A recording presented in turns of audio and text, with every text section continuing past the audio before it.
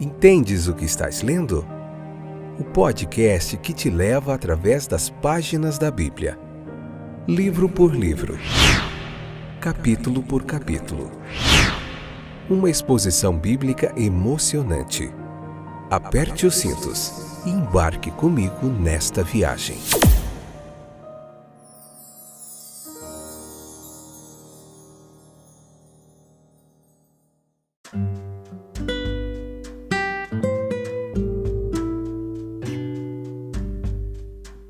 Olá, eu sou o Fábio, estou de volta, animadíssimo para a gente continuar o nosso podcast Entendes o que estás lendo, nesta fantástica jornada através das páginas da Bíblia.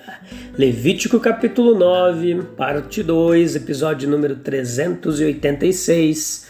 Essa é a quinta temporada, estamos firmes aqui. Vendo o livro de Levítico, capítulo por capítulo, esse estudo sequencial, acompanhados aí de muita gente legal do Brasil e do mundo, um povo animado para estudar mais a palavra de Deus, mergulhar mais profundo em toda a teologia bíblica, todo o aprendizado do que a Escritura tem para nos ensinar. Esse é um estudo, uma exegese, uma hermenêutica aqui clara e objetiva para você, mais de 25 anos de experiência de estudo, de aprendizado, de ensino da palavra de Deus, e a gente está colocando tudo aqui gratuitamente à sua disposição no Apple Podcasts, Google Podcasts, Deezer, Amazon Music, Spotify, Anchor e milhares de streamings aí disponibilizados para você, vários reprodutores de podcast aí, tá bom? Tem muito conteúdo legal aqui, já tem o livro de Gênesis completo, o livro de Êxodo completo, o livro de Lucas completo, o livro de João completo. Estamos agora em Levítico, tá bom? Vamos lá? Então vamos, sem perca de tempo. Hoje a gente vai ver Levítico capítulo 9, a parte 2, né? Episódio número 386, quinta temporada, como eu já falei, e estou repetindo de novo. Espero que esteja tudo bem com vocês, tá? Leia o capítulo, vem pra cá, convida mais gente e vamos embora. Então os sacerdotes, eles assumem o seu ofício, oferecem sacrifícios por si mesmos e pelo povo e recebem sinais da presença e bênção de Jeová.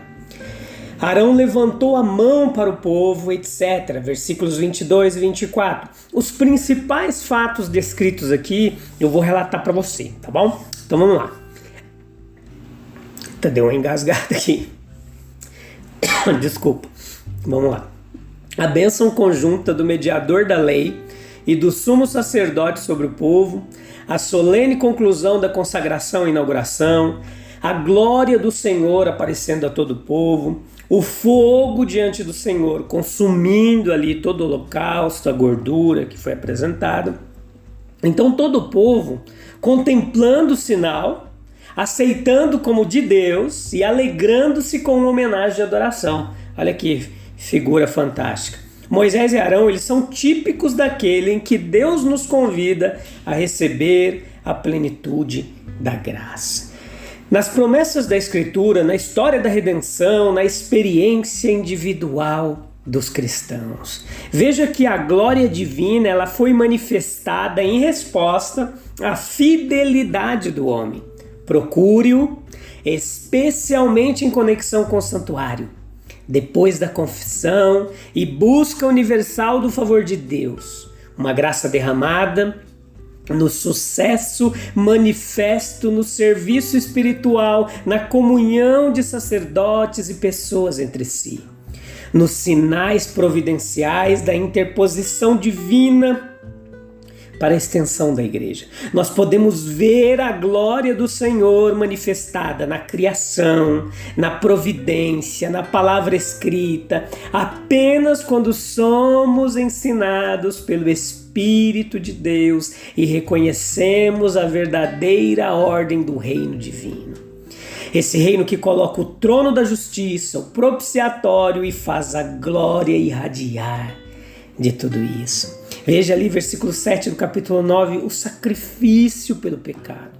Moisés é o mais proeminente da nação, o líder, ele diz ao líder eclesiástico, o religioso Arão, ele diz assim a ele: vá ao altar, Ofereça sua oferta pelo pecado, faça expiação por ti e pelo teu povo. Sob todos os céus, em todas as épocas, nós temos os fatos tristes e solenes dos quais essas palavras são a expressão. O homem consciente do pecado, dizendo devo, não devo, sabendo em seu coração que fez o que deveria ter sido deixado sem fazer, e muitas vezes omitiu-se de fazer o que deveria ter feito, com a linguagem da culpa consciente em seus lábios. O homem que busca a reconciliação com Deus ofendido, sentindo e reconhecendo que além de outros deveres e mesmo acima de todas as outras considerações,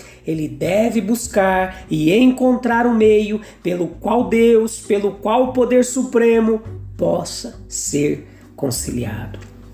O homem buscando a restauração pelo sacrifício, praticamente reconhecendo que a morte é devida ao pecado, apelando dramaticamente ao poder ofendido para que aceite a vida do animal morto em vez da sua própria, no lugar da sua própria, fazendo expiação pelo seu pecado. Veja que o sacerdote no altar é uma imagem que todas as nações têm apresentado, uma imagem da humanidade consciente de sua culpa, buscando misericórdia e restauração, esperando alcançá-la por meio de um sacrifício substitutivo. O desejo profundo e amplo, como isso deve ser cumprido, meus queridos? Foi atendido em primeira instância pelo ritual sob a lei, por uma provisão temporária de Deus. O Senhor ordenou a Moisés que dissesse a Arão, vá ao altar, etc. E esse ato de serviço religioso ele foi realizado por uma direção divina. Em outros lugares, os homens tateavam cegamente atrás dele, se esforçavam para encontrar uma maneira de abordagem e reconciliação com Deus. Mas aqui, no deserto do Sinai, havia um povo, o núcleo de uma nação que sabia o que adorava, que foi ensinado pelo próprio Deus. A nação hebraica havia sido divinamente instruída como buscar a Deus. Esse mandamento do Senhor não era final, foi adequado para o efeito, foi bom por um tempo, mas não atendeu às necessidades da raça humana. Tampouco realizou o propósito eterno que ele propôs, nem esgotou as possibilidades da sabedoria e graça divinas. Não é possível que o sangue de touros e de bodes tire os pecados. Deus manifestaria seu poder e amor de uma maneira muito mais poderosa do que isso. O altar deve dar lugar à cruz. A vítima do rebanho dar lugar para o próprio Cordeiro providenciado por Deus e de Deus. Moisés ele oficiou como sacerdote do Senhor até que se completasse a consagração de Arão e seus filhos. Agora eles assumem suas funções e os versos recitados aqui nesse capítulo nos fornecem um relato de todos os seus serviços, das ofertas, a oferta de Arão por si mesmo. Os judeus dizem que isso pretendia fazer expiação por seu pecado em conexão com o bezerro de ouro. Possivelmente pode ter sido assim, pois não temos registro em outro lugar de qualquer expiação formal por essa ofensa. Arão, sem dúvida, tinha muitas ofensas para expiar. O sacrifício de Cristo não é apenas pelos pecados, mas também pelo pecado. Ele colocou sangue sobre as pontas do altar, Arão, e estes estavam diante do véu, atrás do qual estava a arca da aliança e a glória do Senhor. Colocar o sangue com o dedo diante da face de Deus, da presença de Deus, era, por assim dizer, apontar para ele, chamar sua atenção para isso. E assim deve a fé do pecador, meus queridos ouvintes, apontar para a misericórdia de Deus, o sangue da cruz que satisfaz a sua justiça. Os filhos de Arão, eles serviram com ele no altar. Eles trouxeram o sangue para ser aspergido. Essa foi a confissão de sua parte na culpa de seu pai. A culpa é hereditária e relativamente distributiva. Foi também uma expressão de sua fé no sangue do Redentor comum. As ofertas pelo povo.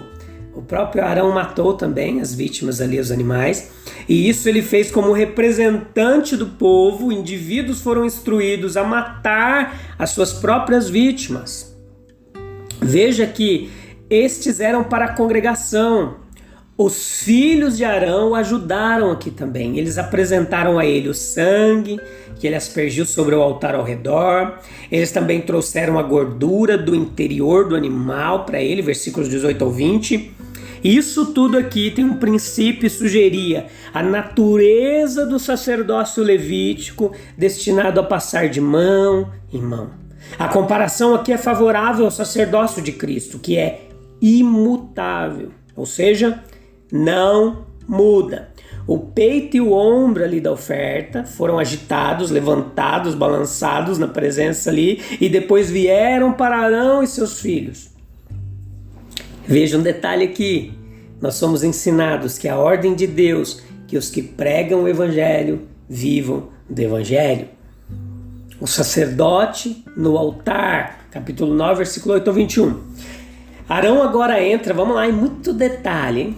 Arão ele entra no grande e elevado trabalho para o qual ele foi designado, o do sumo sacerdote escolhido por Deus. Ele foi ao altar, ao segui-lo naquele primeiro ato oficial, versículo 8, vê-lo com a ajuda de seus filhos, versículo 9, matar o bezerro ou bode, versículo 8, 15, colocar o sangue nos chifres ou derramar na base do altar ali, nas pontas e na base, versículo 9, nós somos lembrados da verdade fundamental, que não pertence a uma única dispensação, a uma única raça, mas ao homem em todos os lugares, em todos os tempos, em todas as gerações.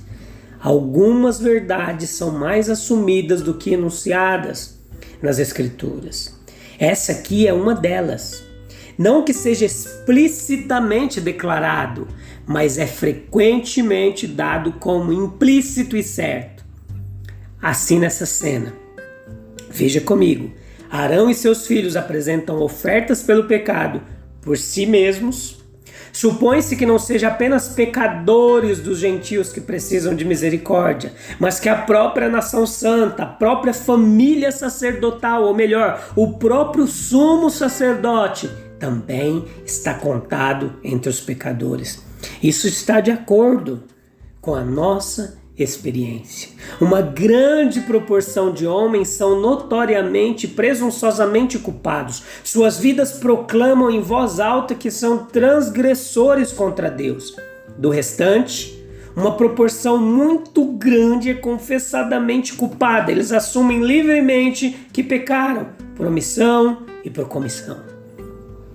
Os demais estão evidentemente equivocados a respeito de si mesmos. Veja, se não é aparente ao olho humano, é óbvio para o divino que suas vidas são defeituosas e suas almas estão manchadas. Não há uma exceção. Em todo o acampamento, em toda a congregação, na nação, na raça, todos pecaram e precisam de expiação. O primeiro sacrifício apresentado por Arão para si mesmo foi o bezerro da oferta pelo pecado. Versículo 8. O primeiro para o povo era o bode que era oferta pelo pecado. Versículo 15. O homem não pode fazer nada no serviço de Deus até que seja perdoado e aceito. Perdão dos pecados é a primeira grande necessidade da alma, pois é o primeiro grande dom, presente do Evangelho. Há perdão em Deus para que ele seja temido. Não haveria medo, nem reverência, nem adoração, nem serviço ao santo, se o perdão dos pecados não fosse alcançado de uma só vez. Entenda medo aqui como temor, reverência, respeito à presença de Deus. Esse é o ponto de partida. E quando Arão apresentou a oferta pelo pecado para si mesmo, ele não havia concluído sua oblação. Ele matou o holocausto também, versículo 12. E o mesmo acontece com a oferta do povo, versículo 15, versículo 16. O significado desse segundo sacrifício era que o adorador se consagrava no altar ao serviço de Jeová, uma imagem perfeita da verdade sagrada e permanente. Não podemos ir em humildade, buscando misericórdia por meio de Cristo Jesus, sem nos oferecermos àquele que nos comprou com o preço do seu próprio sangue. A alma que anseia pela reconciliação com Deus, ela se oferece livremente em santo serviço a Ele. Coloca-se em seu altar um holocausto ao Senhor. Uma fé viva em Cristo implica a tomada ansiosa de tudo dele. Uma oferta de manjares, ofertas pacíficas, versículos 17, versículo 18, vieram depois das outras duas. Pecado perdoado, autoentrega, então vem uma sensação de reconciliação, reconhecimento agradecido da bondade de Deus, uma santa alegria nele, a segurança no coração do perdão divino e a consequente paz insuperável e alegria inabalável elevada. Acontece na vida divina. A oferta pacífica nem sempre vem logo após o holocausto, mas virá, ele vem. Então, ó bem-aventurança do homem, cuja transgressão é perdoada. Você foi perdoado, meu querido, eu fui perdoado, nós fomos perdoados. E se alegramos no perdão divino, na reconciliação com o nosso Criador, a separação que não existe mais, o sacrifício perfeito de Jesus Cristo, o Cordeiro de Deus que tira o pecado do mundo. A gente se encontra em breve no próximo episódio. Sem falta eu te vejo lá, tá bom? A gente tem muita coisa para aprender aqui em Levítico e, consequentemente, você vai entender muito melhor o projeto de Deus, o plano de Cristo, a vida de Cristo, o sacrifício de Cristo e a morte de Cristo, tá bom? Um abraço. Deus abençoe. Tchau, tchau.